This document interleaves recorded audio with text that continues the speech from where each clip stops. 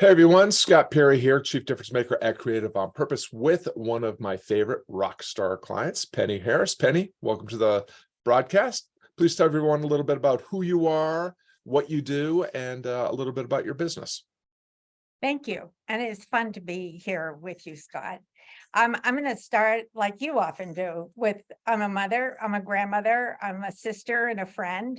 I'm a fundraising coach, and I'm an innovator. And just to explain that, I will connect with a story about fundraising. Back when I was about 8 or 9 years old, my dad gave me an allowance. It was 25 cents, so that was wonderful. And I put 5 cents of it he required I would have to give to the church. But what I do remember is sitting in that church and putting my nickel in the plate and feeling part of the community. So that became, I think, the foundation for my interest in giving, and it turned out to be for fundraising. That's fantastic. I didn't mean to cut you off, Penny. Sorry about the little my do not disturb function was not working, so we had a little notification glitch. You and I have been working together for a long time. I've known, we connected in Seth Godin's Akimbo workshops way back when, and I've been following your work, and we've been working together for a long time. And at some point you decided, that there was a challenge happening in your life before we started working together. So what was the big challenge for you before we started working together? Well, it's really connected with my fundraising. I had gone to the workshop that I met you in to better my marketing, to figure out. And then, of course, the learning working with you is I didn't really understand what I was marketing. So I had to step way back. And this was not part of my experience, and I had been a community leader and mother, and very involved in community, and I had done a lot of fundraising, and it was always a part of the community. And so I thought you just go out and talk to people, and I have done a lot of professional work over 30 years now, and and about 10 years or so of consulting, and now coaching. And I just felt that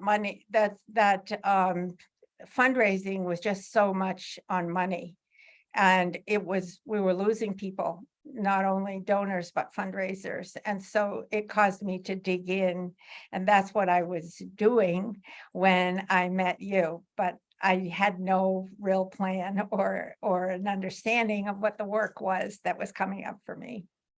Yeah, so I think we were all in that marketing seminar because we were trying to resolve our kind of love-hate, or maybe hate relationship with this idea of marketing. One of the things that you said, though, is actually kind of something that we've worked on. Like at the heart of it, marketing is just really having the right kind of conversations with the right people. And that's something that I think you've been doing ever since you have been doing this work in fundraising. But at a certain point, you decided that you were going to reach out and work with me. And what was it specifically that made you decide to reach out to me as to when you were seeking a coach instead of somebody else? Right. Well, at the time, I was working on what it was that I wanted to change fundraising to. And so I was working with another coach, and I developed this mission-centered fundraising. And I worked with another coach who helped me founded my business, which is Renewable Philanthropy, which is about keeping donors. And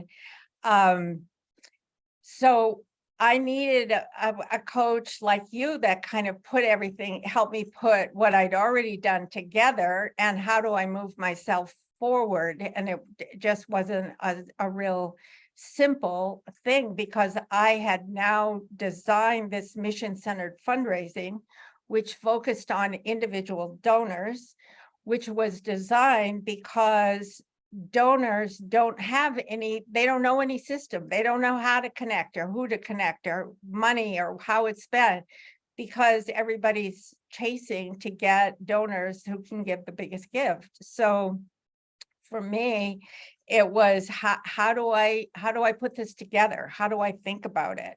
And then communicate it in a way that people are going to say, oh, I want to learn more about that.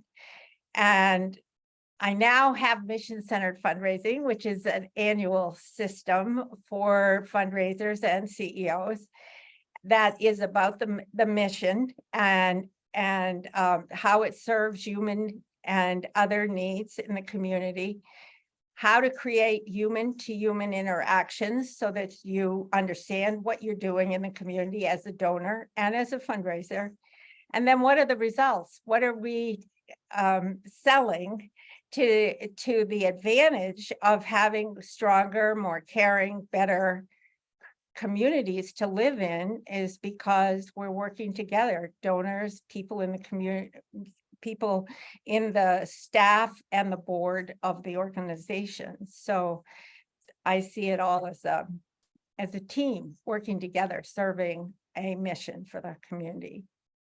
Yeah, and your work is so important, and your offer is so powerful, and it's really been thrilling to see your increasing clarity about what your offer is and who it's for and the change that you're seeking to make, but also to see the growing confidence that you have in putting the word out. Your outreach on social media is just really, really inspiring. What in particular about our working together was really helpful? Why was our coaching so effective for you? Well, I think when I think back of the times, first it was having you connect with me and the marketing seminar, and the questions you asked me, I thought were, wow, those were good questions and made me think. And then as I worked with you, you have a sense of patience. I don't feel that you're trying to push me anywhere. You're trying to give me the space and the encouragement and to be patient. My favorite thing is take baby steps.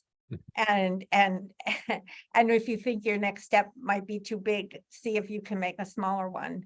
And that has made a huge difference in just giving me more patience with my learning. And I think I wouldn't be doing this without you, because your process has given me the space to create these insights that I need to do my work that I want to do. Oh, I really appreciate that. Well, what's happened for you and your business since we've been working together?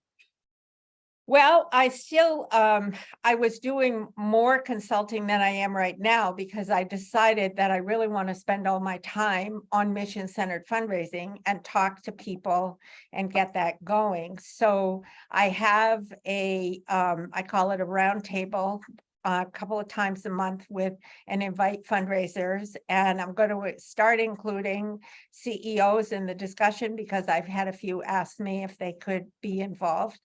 And kind of me to help learn what are they, how do they, how would what I do help them, so that we can have interactions.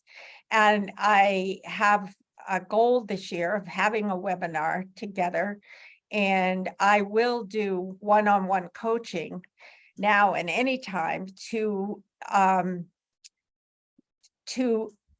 work with the fundraiser and the CEO to help establish mission-centered fundraising as the operation for managing individual donors, so that they want to stay, because they know what's expected, they know where to get information, and they can be a part of the organization.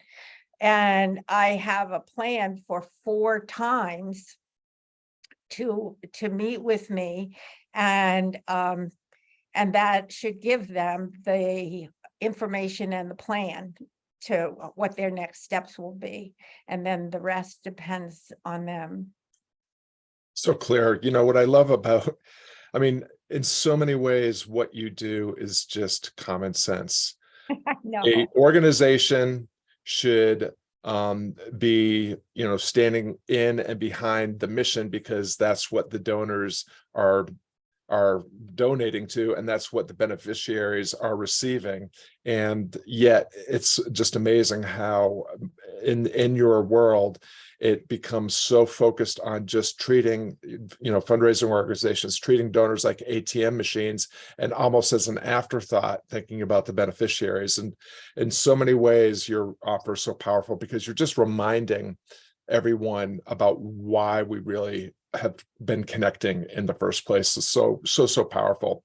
Where do you think? I just would like to add too, I think the reason, because I get those comments like that on my posts on LinkedIn, and because in non-for-profits, there's just this dislike for fundraising. They see it as asking for money and there's no reciprocity, which isn't true.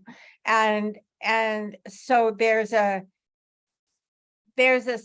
don't take the time they need to take to really establish what is your mission, who is it for, what and how does it serve the community, and what are the results.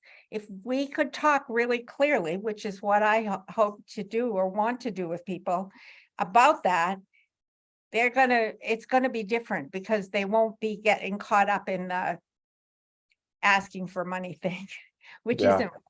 isn't, it's what we need, but it isn't what we're doing. Well, you've been crystal clear in your messaging, and it's been really inspiring to witness that. Where do you think you would have been right now if 3 or so years ago we hadn't started our work together? I think I would have just quit. I had the mess of having I think working with you, I have learned to identify what kind of, I'm going to use the word mess, but I don't mean disrespectfully, the fundraising, because fundraisers work really hard. They're smart, good people, me. And so, without having some skills, without some knowledge, and without being able to develop a process with which I can bring this out, I think I would I would get lost in just not doing it, because I have to have what I've learned with working with you that I didn't have.